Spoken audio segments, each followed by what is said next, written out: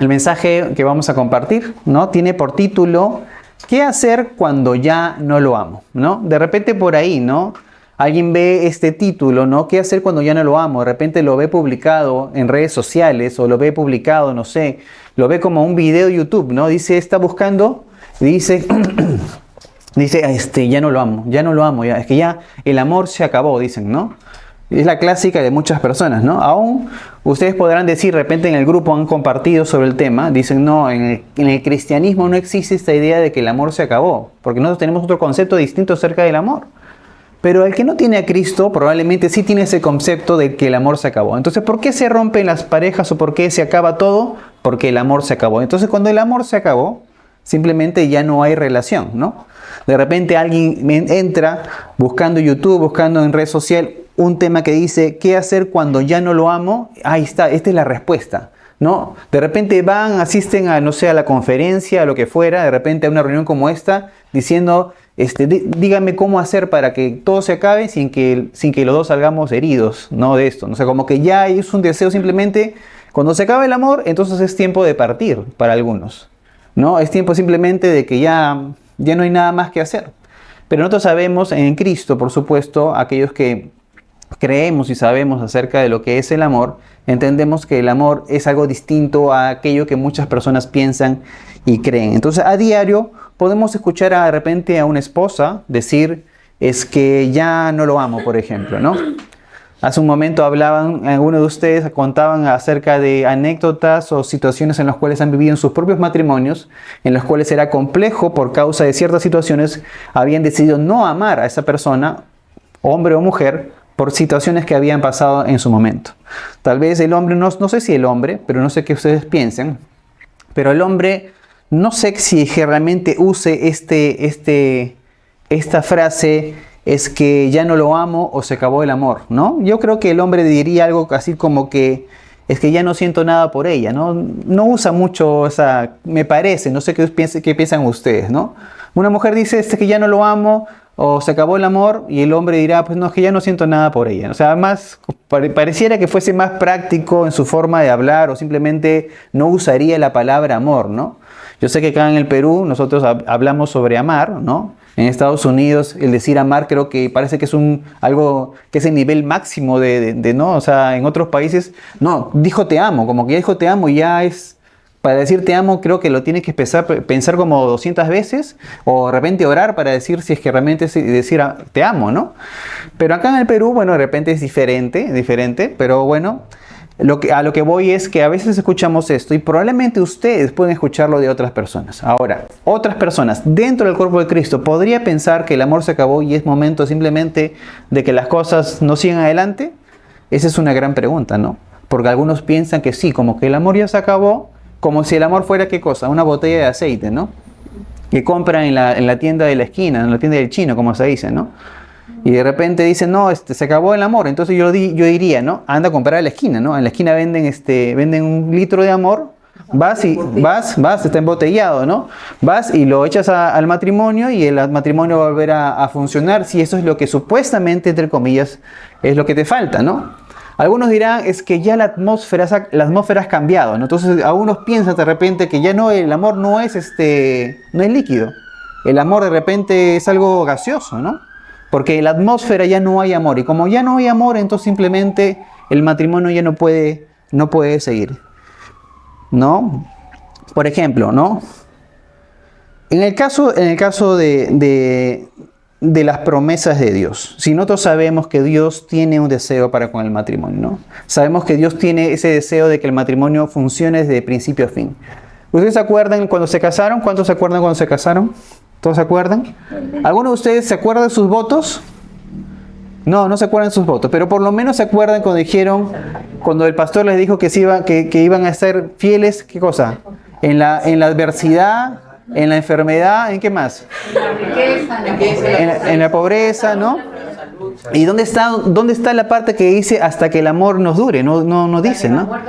No, hasta que la muerte nos separe. No está esa idea de que cuando se acaba el amor, o sea, no hay esa cláusula dentro de ese día del matrimonio. No existe esa cláusula que dice, y por favor con letras pequeñas, tiene que decir abajo, ¿no? Cuando el amor se acabe, ahí sí, hay simplemente cada uno para su casa, ¿no? Alguno por ahí dirá, me llevo mi cama, yo me llevo mi sillón, entonces se van como que se van separando, ¿no? Tiene que ver mucho también este tema con el tema de la unidad, ¿no? Ahora, por supuesto, para nosotros y para muchos que conocemos y para otros que de repente están aprendiendo y conociendo esto, el amor no es, por supuesto, un sentimiento. El amor no es algo que está en el aire. El amor no es algo que se compre, no es líquido, se compra en una tienda porque te falta y simplemente vas y lo compras.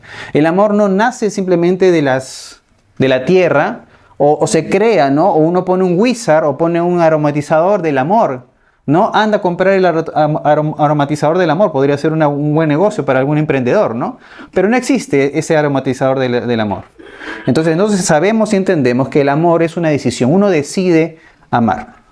Entonces, bajo esta premisa de que el amor es una decisión, entonces, por ejemplo, podemos decir que los creyentes, a diferencia de aquellos que no tienen a Cristo, tienen una motivación mayor. ¿Y cuál es la motivación del creyente? Es hacer y agradar a Dios. Porque si tú dices, sí, yo quiero agradar a Dios con mi vida. ¿Y cuál es esa motivación para que tú puedas amar a tu cónyuge, a tu esposa, a tu esposo? Tu primera motivación para el creyente, a diferencia del que no tiene a Cristo, es Dios. Entonces, podemos decir también, ¿no?, que el agradar a Dios y honrar a Dios es ¿hacer qué cosa? Amar también a nuestro cónyuge. Es la manera que estamos honrando a Dios. Pero una persona que de repente, un creyente que no está amando, probablemente podría decir yo también que no está teniendo temor de Dios. No está considerando a Dios en sus caminos, ¿no? Ahora, tal vez de repente sucede en este mundo que muchas personas piensan que entrar en un matrimonio es como que entro en el matrimonio, hay amor, acaba el amor y simplemente paso a otro matrimonio, se acaba el amor y entonces paso a otro matrimonio. ¿Por qué? Porque de repente las personas no tienen un concepto claro, y es otra idea, que no tienen un concepto claro de lo que es el matrimonio en sí, ¿no? ¿Para qué Dios lo creó, no? ¿Por qué es que realmente se dio? Es más, el domingo pasado compartí sobre eso, ¿no? El matrimonio, de cierta manera, y la familia, hablando del matrimonio en sí, de Adán y Eva, fue la primera institución que se creó. Entonces Dios tenía un propósito detrás de ello con el matrimonio. Entonces tenemos nosotros como creyentes las herramientas, por lo menos, que la palabra nos da, pero hay algo principal. Lo principal es el temor a Dios, por el cual nosotros queremos agradar a Dios, y porque queremos agradar a Dios sabemos que Dios nos ha, ¿qué cosa? Nos ha instado ¿a qué? A amar. ¿Saben ustedes se acuerdan del primer mandamiento, cierto? Que es amar a Dios sobre todas las cosas. ¿Y el segundo mandamiento cuál es? Amar a tu prójimo. ¿Quién sería la persona más cercana a ti? ¿Quién es tu próximo? O la persona con la que de repente abres los ojos y despiertas y ya, ahí está. Esa persona es tu prójimo, la persona más cercana. Entonces, ¿a quién tienes que primero amar? A tu esposa, a tu esposo, ¿no? Entonces, la palabra ya nos está, como se dice, nos está enseñando acerca de esta idea, ¿no? Ahora el título dice, ¿no? ¿Qué hacer cuando ya no lo amo, ¿no? Y por supuesto el título es una pregunta y que demanda, por supuesto, una respuesta. Tú dirás, ¿no? Ya pues, pastor, ¿en qué momento sale la respuesta, ¿no? ¿Qué tengo que hacer, ¿no? Y bueno, la respuesta, por supuesto, es que yo podría decir que si el amor no se puede acabar porque no es algo que se compra, el tema de fondo es algo en el cual debemos ocuparnos, ¿no? Hay otro tema mayor, y alguno de ustedes lo dijo durante el grupo. Dijo, pero entonces pongámonos a pensar, y lo dijeron algunos, ¿por qué es que no se está amando? Si el amor no es un sentimiento, el amor no es algo que está en el aire, el amor no es algo líquido, sino que el amor es una decisión, ¿por qué esa persona no está amando? Entonces usted dirá, sí, pero simplemente tienes que amar. No, pero pastor, usted no conoce a mi esposo. No, pero pastor, usted no conoce a mi esposa. ¿Yo cómo voy a poder amar a este hombre o cómo voy a poder amar a esta mujer? Entonces, ¿qué cosa quiere decir eso? Que el problema no es que el amor se acabó, sino que el problema de fondo es que hay algo que se tiene que resolver y en algo en el que tenemos que ocuparnos como matrimonio, ¿no? Entonces, El día no es que tú despiertas cada día, uy, hoy día voy a amar. O sea, no es que tienes las ganas de amar. Aún así como el tema de la oración, aún así como el tema de la lucha espiritual que hay entre la oración, los tiempos con Dios y los tiempos normalmente que no son tiempos con Dios. Entonces siempre existe esa lucha. No es que hoy día me desperté con ganas de amar. No, o sea, no es que te despiertas con ganas de amar. De repente te tienes ganas de hacer lo bueno, sí. Pero tú decides empezar a hacer lo que Dios te ha mandado a hacer y sobre todo en el matrimonio. Entonces yo he enumerado solamente unas 4, se puede decir, unas 4 razones por las cuales tal vez no se está amando en el matrimonio. Aunque suene repetitivo, no se ama, número 1, por la falta de perdón, ¿no? No se ama por la falta de perdón porque no sabemos exactamente, ¿no?, cuál fue la falta o cuál fue lo que el hombre hizo, lo que la mujer hizo, ¿no? Puede ser un maltrato, como hace un momento hablaban en el grupo, ¿no? Un hombre maltratador, ¿no? O viceversa, puede ser infidelidad, puede ser que ves a él como un mal padre, ves a él como una mala madre y viceversa, ¿no? O de repente pasó una situación en la cual él usó o ella usó palabras hirientes o algo que se dijeron que simplemente rompió la relación. Entonces, ¿qué pasa? La falta de amor, de perdón, va a causar ¿qué cosa? Que no estés decidido, no estás dispuesto, ¿no? ¿Por qué? Porque hay algo, tú sientes el daño en tu corazón y tú dices, ¿cómo voy a amar a esta persona? Si esta persona me ha hecho esto, me ha hecho aquello. Y seguramente este mensaje sonará chino para aquel que no tiene a Cristo y no tiene la palabra de Dios, ¿no? Pero aquel que sí tiene a Cristo, que somos nosotros, que conocemos acerca del perdón y conocemos lo que Jesucristo ha hecho por nosotros, que nos ha perdonado aún absolutamente todo, podemos entender que Dios también nos demanda a nosotros estar listos y prestos a perdonar. Pero ustedes dirán, o alguien dirá, ¿se acabó el amor? No, bueno, el amor es algo que se tiene que decidir hacer. No, pero no amo, ¿por qué? Porque hay un resentimiento en el corazón, porque hay una falta y por eso no quiero amar. Pero ¿qué nos dice la palabra de Dios? La palabra de Dios nos dice acerca del perdón. Proverbios 17:9, y lo leo con ustedes en la versión NTV, que dice lo siguiente: cuando se perdona una falta, el amor florece. Pero mantenerla presente separa a los amigos íntimos. O sea, ¿qué quiere decir esto? Que cuando se perdona, el amor florece. ¿Cómo es que el amor aparece de cierta manera? No es que va a aparecer de la tierra, sino es un decir del proverbista que está diciendo que cuando uno perdona, entonces el amor se puede dar, se puede manifestar. Pero cuando hay falta de perdón, dice aquí, en esta versión NTV, dice que los amigos íntimos, y ahora pongámoslos, ¿quiénes son los amigos más íntimos? Los esposos, ¿no? Yo siempre hablo con cabros sobre este tema, ¿no? Yo digo, cuando uno está en el matrimonio, cuando uno está casado, la mujer ya no tiene un mejor amigo, ¿no? Sino que su mejor amigo es su esposo. Y en el caso del hombre, ya el hombre no tiene una mejor amiga, sino que su mejor amiga es su esposa. Entonces, ¿qué cosa se rompe por la falta de perdón? Dice que se rompe la intimidad de los amigos más cercanos. Y nuevamente, repregunto, ¿quiénes serían los amigos más cercanos? ¿Mi esposa? ¿Mi esposo en el caso de las mujeres? Esos serían los amigos más cercanos. Son los confidentes, son con los que estás cerca. Imagínate, ¿no? O sea, que la falta de perdón hace que no se dé el amor porque nadie está dispuesto a amar por causa de la falta, ¿no? Y simplemente ese matrimonio está, como se dice, camino a la destrucción, ¿no? Porque no se han perdonado, porque no están dispuestos a perdonar y porque tal vez hay un poco de orgullo que les cueste decir, no, él me hizo esto o ella me hizo esto, entonces yo no puedo perdonar, ¿no? Por ejemplo, y sucede, ¿no? Algunos dirán, no, ve que es difícil perdonarlo, ¿no? Perdonar es como abrazar el cactus, ¿no? Si se acuerdan, han visto esa idea de abrazar el cactus, ¿no? Cuando están los padres, ¿no? Y están los niños y los niños pelean en casa, ¿no? Y vienen los padres y dicen, ya ustedes son hermanos, ¿no? Tienen que amistarse, ¿no? Y como que los hermanos se sienten un poco en el compromiso de pedirse perdón cuando no lo sienten, pero como que van aflojando un poquito, su corazón se va suavizando, y empiezan a abrazarse como abrazar el cactus, ¿no? Como se dice, ¿no? Porque lo abraza así de lejitos, pero ya después cuando realmente sienten que van avanzando, ya se dan un abrazo de verdad, ¿no? Entonces a veces sucede que por falta del perdón también nos están amando. Entonces a veces es un abrazo como se dice, abrazo del cactus, ¿no?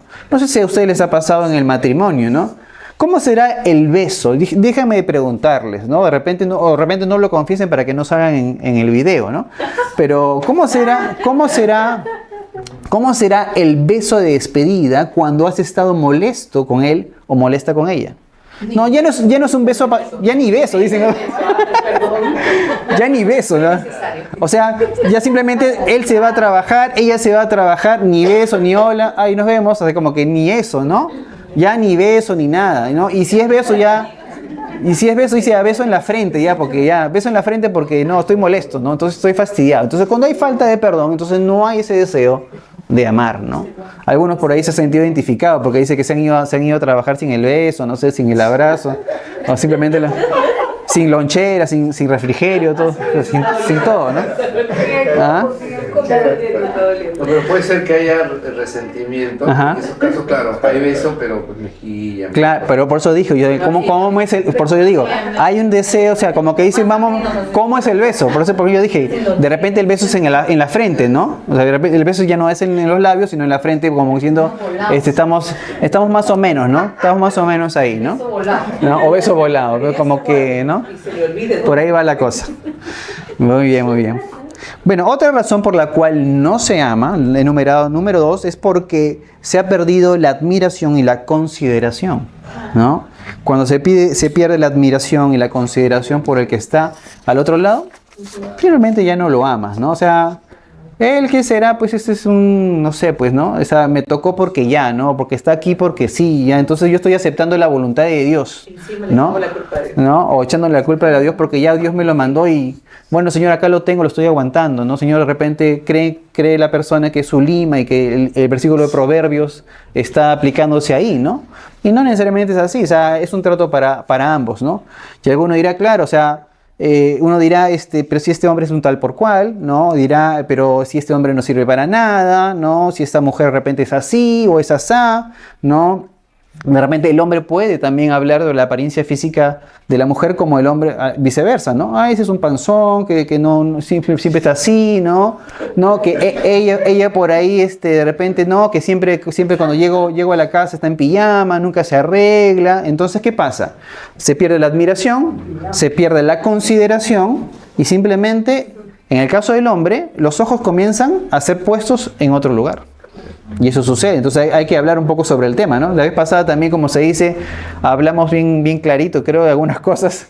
El mes pasado que nos tocó, bueno, hablamos sobre cosas, se puede decir, explícitas o claras, pero en este caso también, ¿no? La palabra de Dios insta, ¿no? Y dice que el hombre, por supuesto, la mujer tiene que de cierta manera considerar al hombre para que exista una buena relación. Eso dice la palabra. Y el hombre, dice la palabra, que tiene que amar a su esposa. Entonces, como Cristo, que por supuesto amó a su iglesia, ¿no?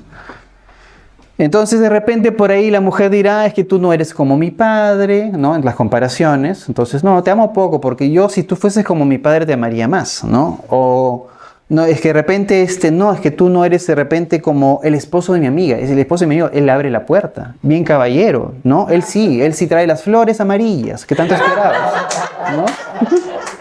¿no? Entonces, hay como esa comparación, ¿no? Entonces, cuando se... Mis tulipanes. Están esperando los tulipanes. Bueno. Entonces, ¿qué pasa? Existe, ¿qué cosa? La comparación. Cuando se pierde la admiración, entra la comparación y simplemente ya no hay consideración. Entonces ya no lo amo, ¿por qué? O sea, quisiera amarlo, pero si fuese como tal, sería mejor. O si fuese como tal, sería mejor. Y eso es una línea muy delgada.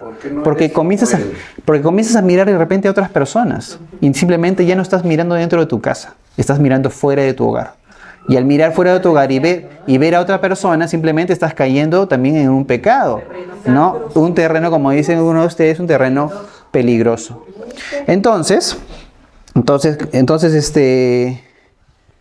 ajá, muy bien. Entonces no se ama porque se perdió tal vez el respeto, no se ama porque se perdió la admiración, no se ama porque ya no hay consideración, y esto por supuesto nos lleva a hacer cambios, ¿no? En nuestra propia vida. Si hay algo que yo puedo hacer para que mi esposa se agrade más de mí, y como mujer yo puedo hacer algo que haga que mi esposo se agrade más de mí, porque en realidad, como cuando hablamos con Caro y decimos, ¿para qué hacemos las cosas? O sea, sí, uno se siente bien de repente arreglándose, uno se siente bien de repente, no sé, poniéndose algo bonito, pero también en el matrimonio uno hace las cosas para agradar a su esposo, ¿no? Y uno hace las cosas también para agradar a su esposa, ¿no? Porque eso también es parte del enamoramiento, ¿no? Es parte de enamorarse, de hacer algo que lo sorprenda o algo que la sorprenda tal vez, ¿no? Y eso es algo que de repente tendríamos que nosotros decir, hay que hacer un autoanálisis y hay que revisar nuestras vidas si estamos haciendo o dando lo mejor de nosotros para que nuestro matrimonio, o estamos amando también con nuestros actos. Por eso la palabra de Dios dice, en el caso de las mujeres, dice en Efesios 5:22, dice que las mujeres, dice, respeten a sus maridos como si se tratara del Señor. Palabras mayores, ¿no? Eso dice Efesios. Pablo le dice a la iglesia de Éfeso le dice que las mujeres respeten a sus maridos como si se tratara del Señor. Y claro, en el caso de los hombres, no solamente es el tema de mirar o observar a otra persona, ¿no? Porque dice la palabra que una cosa es mirar. Y justo hablábamos con Caro hace, no sé, el día de hoy decíamos, ¿hasta qué punto la mirada de un hombre, de repente hacia una mujer, y decíamos, bueno, no hay que simplemente centrarlo en el tema del hombre, porque aún las mujeres podrían mirar también, pero como que hablábamos y decíamos, yo creo que en el tema del hombre es mucho más fuerte el tema visual, tal vez tanto como la mujer, ¿no? Pero decíamos hasta qué punto las miradas de ese hombre a otra mujer, hasta qué punto serían, como se dice, catalogadas como pecado, ¿no? Y bueno, con Caro hablamos de varias cosas que seguramente ella también tendrá oportunidad de compartirlo, ¿no? Y decíamos, sí, bueno, si tú estás mirando y te quedas mirando, ya no solamente es una mirada, sino que es una constante, o que es miraste, regresas la mirada a otro lugar y vuelves a mirar, entonces ya hay algo de fondo. Entonces la palabra de Dios también nos insta, y el Señor Jesucristo es claro sobre esto. Entonces ya no amas, ¿por qué? Porque no la respetas, porque no la consideras, porque no la estás valorando, ¿no? Y estás mirando, poniendo tu mirada en otros lados, y es un terreno peligroso. Jesús dice lo siguiente, Mateo 5:28 dice, pero yo digo que cualquiera que mira a una mujer y la codicia ya ha cometido adulterio con ella en el corazón. Entonces, ¿qué decimos? Simplemente ya, la miró, perfecto. Pero cuando la codicia, cuando la desea, dice la palabra que ya hay un adulterio en el corazón. Entonces tenemos que cuidar nuestra vida, por supuesto, de que de repente decir, oye, ¿no será que no estoy amando porque de repente estoy diciendo mi esposa no es lo que yo hubiera querido? O mi esposo no es el príncipe azul que me dijeron que iba a tener y me ha tocado uno morado, no sé, uno de color marrón tal vez, no sé. De qué color me ha tocado uno, pero que no era el soñado. Entonces simplemente ya no lo estás amando porque no es tu ideal, ¿no? No es el ideal, entonces simplemente lo estás comparando. Entonces es una línea delgada, por supuesto. En el caso de los hombres pongo el tema de las miradas, porque simplemente ya comenzaste de mirar aquí, comenzaste a mirar a otro lado, y eso sí es un terreno que haría que el matrimonio se siga rompiendo. Número 3, no se ama porque él o ella no me ama. Yo no amo porque él no me ama, pues. Así de simple decimos, ¿no? No lo amo porque no me ama, no la amo porque ella tampoco me ama. Entonces, ¿a esto cómo ustedes lo catalogarían? ¿Qué nombre le pondrían a este título? No lo amo porque no me ama. ¿Cuál sería un buen título? ¿De qué estaríamos hablando? ¿Qué dicen ustedes? De egoísmo. Sí, de egoísmo. Y a veces sucede que en el corazón también existe esto. Yo estoy dispuesto a amar porque ella me está amando. Yo estoy dispuesto a amarlo porque él me está amando. Pero como yo no recibo nada de él, sino que, volvamos al tema, recibo los insultos, recibo los golpes, recibo los maltratos, encima no es el modelo que quiero, o sea, estoy tocando los puntos anteriores, ¿no? Ahora también se suma el hecho de que tampoco me ama, ni muestra amor, ni se preocupa por mostrarme amor a través de sus actos, ¿no? Porque por supuesto no solamente son las palabras, sino que son los actos que tenemos, que son los que muestran y demuestran el amor, ¿no? Entonces, no solo el dicho, bueno, claro, el dicho nos hace pensar básicamente en el tema de que la persona está condicionando su amor. Y la palabra de Dios, ¿en qué momento, díganme ustedes, dice que uno tiene que amar porque a uno lo aman? En ningún momento de la palabra de Dios dice que el amor sea condicional. Y eso es una de las cosas que nosotros como creyentes tenemos que tenerlo muy en alto. El amor, por supuesto, del ser humano probablemente sea condicional, ¿no? pero el amor de Dios es incondicional. Quiere decir que Dios te ama aún sin que tú siquiera lo amaras. Dice que la palabra dice que Jesucristo fue a la cruz del Calvario aún sin que tú lo amaras. Él estuvo dispuesto. Y la palabra de Dios dice acerca del amor en 1 Corintios, capítulo 13, el versículo 4 al versículo 5, dice lo siguiente. Dice, el amor es paciente, es bondadoso.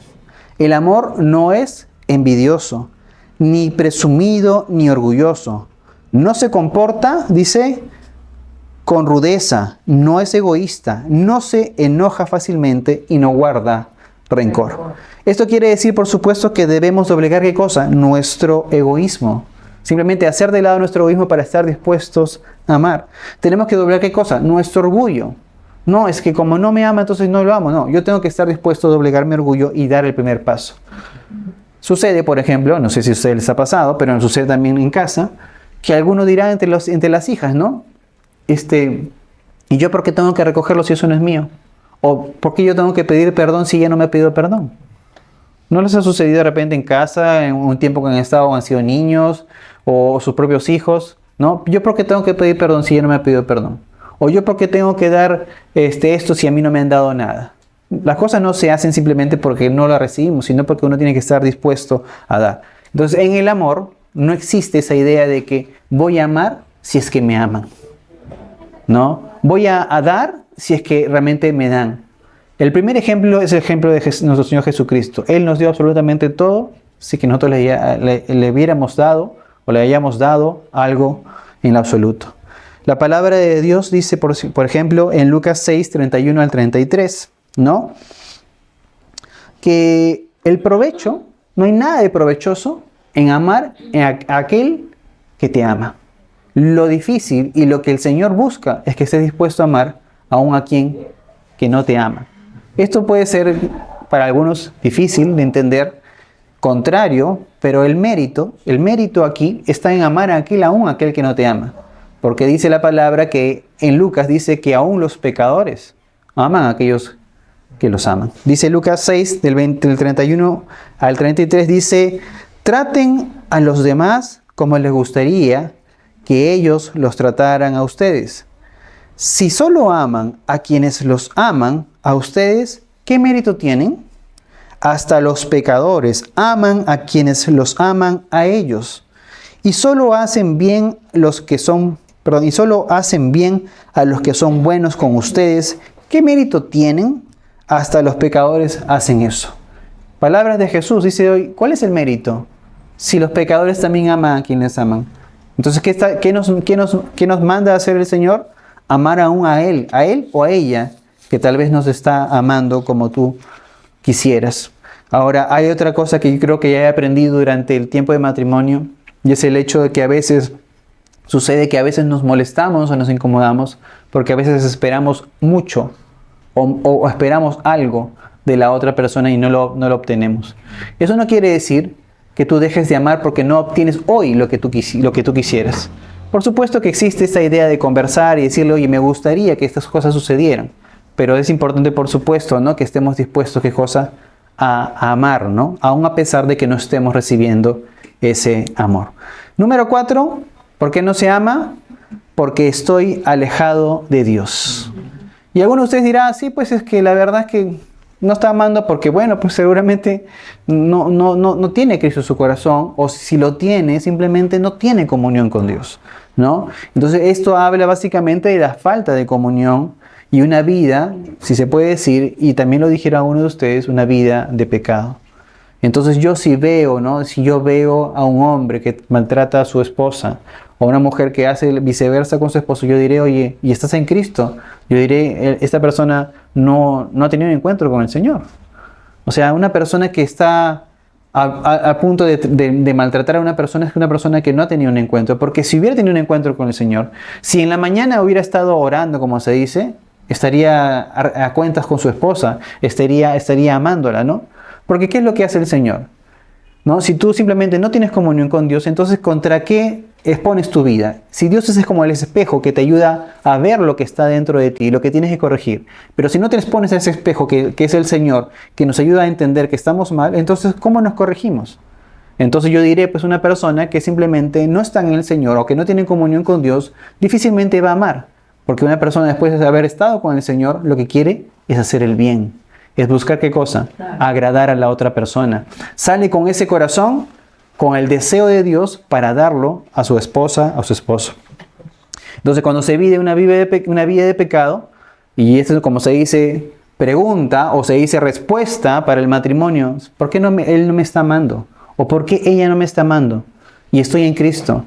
Seguramente o probablemente puede ser la cuarta respuesta de este mensaje. No tiene comunión con Dios, no está con el Señor, está viviendo una vida de pecado, simplemente. O tiene un pecado ahí y simplemente no le permite amar a la otra persona. Y esto es una alarma que deberíamos considerar, ¿no? Y pensar, decir, oye, ¿no será que eso está sucediendo? Entonces hay una labor, como se dice, que hacer. Cuando uno no está en el Señor, simplemente cede a las cosas de este mundo. Gálatas nos dice lo siguiente. Gálatas capítulo 5, versículo 16 al 17 dice: pero eso les digo, dejen que el Espíritu Santo les guíe en la vida. Entonces no se dejarán llevar por los impulsos de la naturaleza pecaminosa. La naturaleza pecaminosa desea hacer el mal, que es precisamente lo contrario de lo que quiere el Espíritu, y el Espíritu nos da deseos que se oponen a lo que desea la naturaleza pecaminosa. Estas dos fuerzas luchan constantemente entre sí, entonces ustedes no son libres para llevar a cabo sus buenas intenciones. ¿Por qué? Porque no viven en el Espíritu, porque no viven en comunión con Dios. Entonces, ¿cómo amar? ¿Cómo puedo decir cómo voy a agradar yo a Dios? Decir, Señor, tú nos has mandado a amar a mi prójimo, a la persona que está más cercana a mí. Y si yo no estoy dispuesto a amar a esa persona es porque simplemente no estoy agradando a Dios. Yo también podría decir, entonces no estoy teniendo temor de Dios. No estoy teniendo la comunión con Dios porque no estoy dejando que Dios hable a mi vida. No estoy viviendo en el Espíritu de Dios, sino que simplemente estoy viviendo, se puede decir, en la carne. Ahora, ¿qué podemos decir a todo eso? ¿Cómo respondemos a esos cuatro, como se dice, aunque probablemente alguno de ustedes me dirá, podemos añadirle esta o podemos decir esta también? Pero ¿cómo respondemos a estas 4 cosas que hemos hablado? Que no se ama tal vez porque hay una falta de perdón y resentimiento. Que no se ama porque simplemente se ha perdido la admiración, el respeto, ya existe comparación.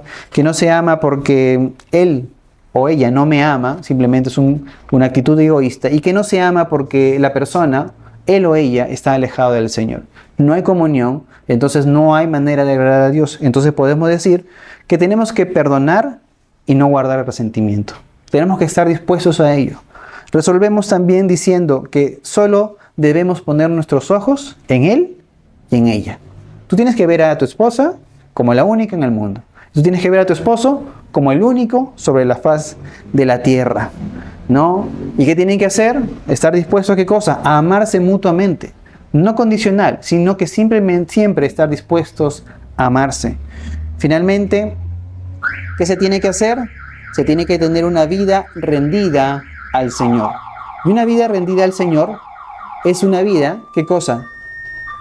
Que busca hacer la voluntad de Dios.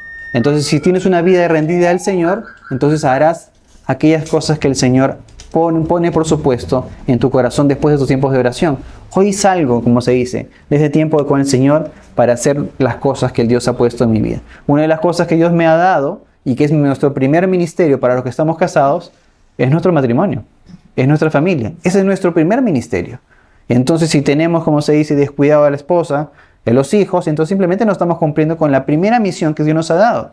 Podremos llegar al cielo, como se dice algunos, hasta como se dice, hasta raspando, ¿no? Podremos llegar a la presencia de Dios, pero el Señor, ¿qué cosa nos dirá primero? Sobre nuestro primer ministerio, si cuidamos de ese primer ministerio o no. Entonces, si estamos ligados al Señor, entonces estaremos dispuestos a amar. Cerremos este tiempo con algunos consejos. La palabra de Dios nos aconseja hacer lo siguiente, y yo creo que aquí la palabra de Dios es enfática acerca del amor. Dice en Efesios 5:25, dice, esposos, amen a sus esposas así como Cristo amó a la iglesia y se entregó por ella. Versículo 28 dice, asimismo también, Efesios 5 nuevamente, versículo 28 dice también, asimismo el esposo debe amar a su esposa como a su propio cuerpo. Y el que ama a su esposa se ama a sí mismo, ¿no? Y por supuesto lo que hemos visto, ¿no? Y como lo hemos visto, la esposa debe considerar, ¿no?, al esposo. Ahora estamos hablando del amor que el esposo hacia la esposa, pero entendemos también que el versículo que leímos al principio habla sobre el hecho de la consideración y el respeto del esposo hacia la esposa. Entonces, una idea que yo la he escuchado y la he recibido de muchas personas, y muchos pastores lo dicen cuando hablan sobre matrimonios, es que nuestro matrimonio tiene que ser el reflejo. Y escúcheme bien esto, el matrimonio tiene que ser el reflejo del trato que tiene Jesucristo con su iglesia, con su novia. Entonces tú dices, ¿contra qué lo voy a comparar mi matrimonio? ¿Voy a comparar mi matrimonio contra qué? Contra lo que el Señor Jesucristo estuvo dispuesto a hacer por su iglesia, ¿no? Entonces, ¿cuál es el modelo del matrimonio? El modelo es el trato, la forma en la cual nuestro Señor Jesucristo trata a su novia, a su iglesia. Entonces, nuestro matrimonio, ¿qué debe hacer? Glorificar el nombre de Cristo, glorificar el nombre del Señor. A uno dirá, ¿y ahora qué puedo hacer? ¿Existen consejos que la palabra nos da? Sí, la palabra nos dice que amemos. La palabra dice a la esposa que respete, que considere. Sí, eso dice también. Pero sobre todas las cosas debemos amar. Todos debemos amar y dispuestos a amar porque Dios nos amó a nosotros primero. Y como Él lo hizo, no debemos que estar dispuestos a amar. Él nos amó primero, es una primera motivación. Después dirán, sí, pero ¿qué más podemos hacer? Entonces yo puse aquí unos cuantos consejitos que considero que son prácticos y buenos mencionar. Si no han estado amándose tal vez, o los que están en redes sociales, o los que están a través del Zoom, no han estado amándose, entonces consideremos esta idea. Amen primero, amen porque Dios amó primero en sus vidas.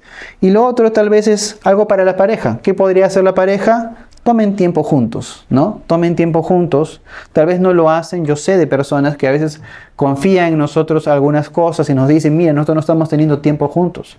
No salimos, no conversamos, no hablamos, nos dedicamos a los hijos, nos dedicamos al trabajo. Yo digo, ¿dónde está la comunión? ¿Dónde se fortalece el matrimonio? Entonces, ¿qué cosa es un consejo bueno? Un consejo bueno sería que salgan de la monotonía, que salgan de la rutina y hagan algo que de repente nunca hicieron antes. Y eso es importante, ¿para qué? Para que nuevamente estén dispuestos, ¿qué cosa? A cultivar ese amor y que ese amor pueda darse en el matrimonio. Tal vez sería bueno también que aparten, ¿no? Un día a la semana, tal vez, un tiempo solo para ustedes, que es algo que sería muy bueno. Algo que también podrían hacer es, tal vez, es planear un paseo, un full day, un viaje, algo, ¿no? En lo cual pueden estar ustedes. No siempre los hijos, ¿ah? Aunque a veces los hijos van, yo sé que a veces los hijos van a los viajes o a los paseos, pero hagan algo para ustedes también que va a ayudar mucho, ¿no? También aprovechen toda oportunidad que tengan para conversar y para hablar. Que siempre esta oportunidad sea una oportunidad para hablar. No simplemente para agarrar, como se dice, el celular o ver la televisión o simplemente hacer cualquier cosa y no tener el tiempo para hablar, que es tan importante, ¿no? ¿Qué más podríamos decir? Dense el lugar ustedes primero, antes que los hijos. Sucede que primero hay que atender a los chicos y después el tema de la familia y de los esposos, ¿no? Que primero hay que ver por los niños y simplemente nunca se ve entre ustedes, ¿no? O entre los matrimonios se ven o se atienden a uno al otro, ¿no? No se están amando porque dicen, primero hay que ocuparnos de los chicos y entonces no dan el lugar necesario. Yo siempre digo, ¿no? Los hijos, hoy en día, bueno, Adriana tiene 12 para 13. El tiempo pasa rápido y los que están acá algunos tienen hijos mayores también o que ya están llegando a la adultez y algunos que ya pasaron la edad mayor, ¿no? Pero bueno, el esposo y la esposa están ahí. Tienen a los hijos, los crían, se dedican a ellos, pero finalmente los hijos se van. ¿Y quiénes quedan? Quedan los esposos. Entonces, si tú no has trabajado, como se dice, en amar a la otra persona, entonces, ¿quién te va a quedar al otro lado? O de repente no te va a quedar nadie si no has amado realmente. Entonces es importante que nos ocupemos en ello. Finalmente, tomen tiempo para orar y edificarse en el Señor. Eso va a ayudar a que haya una intimidad, por supuesto, y que puedan realmente amarse como Dios quiere que lo hagan. Así que finalmente también hagan acuerdos y prométanse, por supuesto, amarse diariamente.